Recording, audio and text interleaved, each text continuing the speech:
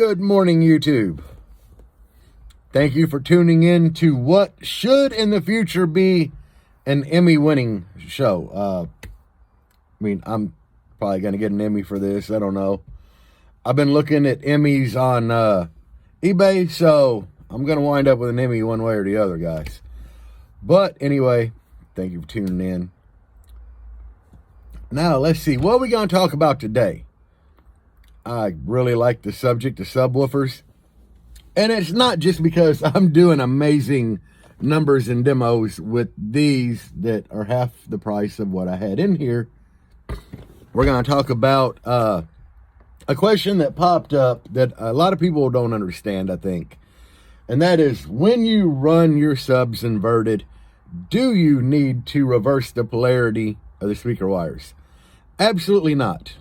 I never have. I've always ran all four inverted, so I just keep wiring everything positive, positive, negative, negative. Does it hurt if you reverse the polarity? Absolutely not. Now, since all four of them are mounted the same, you don't really need to do it. But like if my front two were mounted normal and my rear two were mounted inverted, then on the two of the woofers I would definitely need to reverse the polarity on.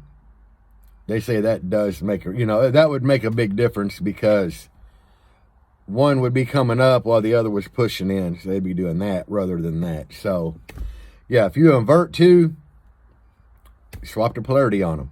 But if you have all of them mounted the same, it don't matter. Now, it's a little chilly this morning. Let's get into something in the comments I read. One guy said he was a dB louder after he swapped the polarity. Is that true? Hell, I don't know who am I to call him a liar, I haven't tested, honestly. It might be something I do in the near future. Another person said that since your mids are moving in sync at that time and the subs are moving backward, that you're off stroke. Meaning that the mids are moving out, and since the subs are mounted inverted but the polarity hadn't been flipped, that they're going down, and something about waves can cause problems with your mids. I don't know. It sounds logical. It really does, So I might actually flip the polarity on these subs and just test it, see what it does. All I got to do is get an Allen wrench and pop the hatch and swap it right at the amps. That'd be the easiest place to do it, just for testing sake. But I have never, ever swapped the polarity the whole time I've had this Jeep build going.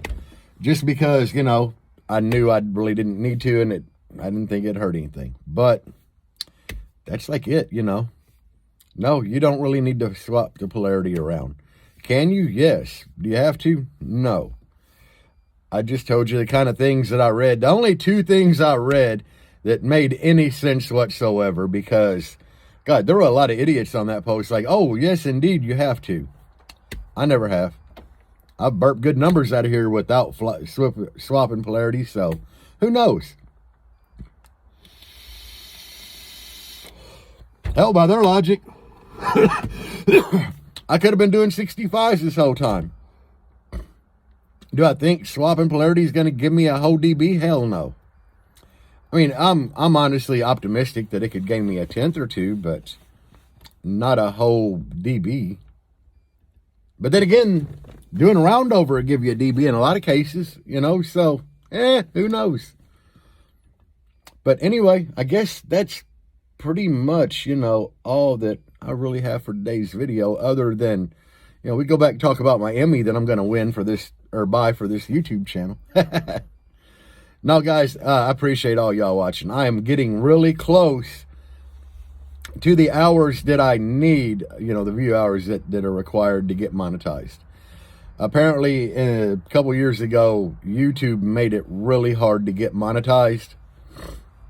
Like, they drastically upped their requirements. And, it's been a slow road, but I'm getting there.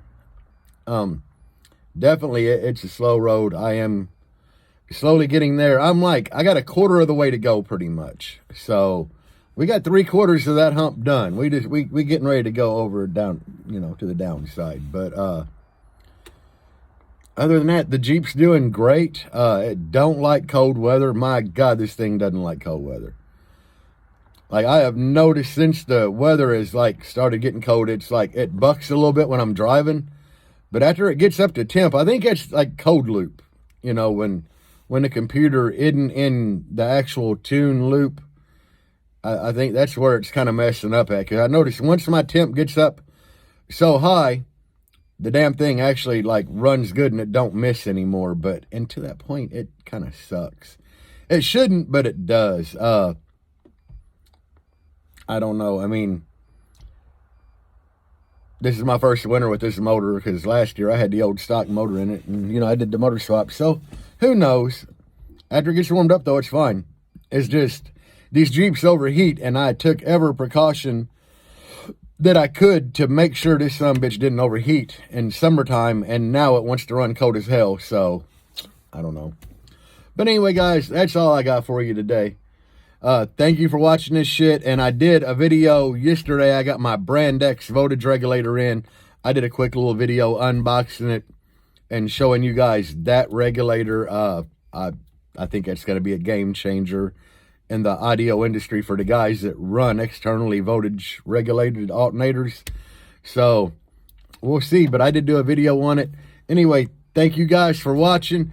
Peace out. And as always, guys, bass on.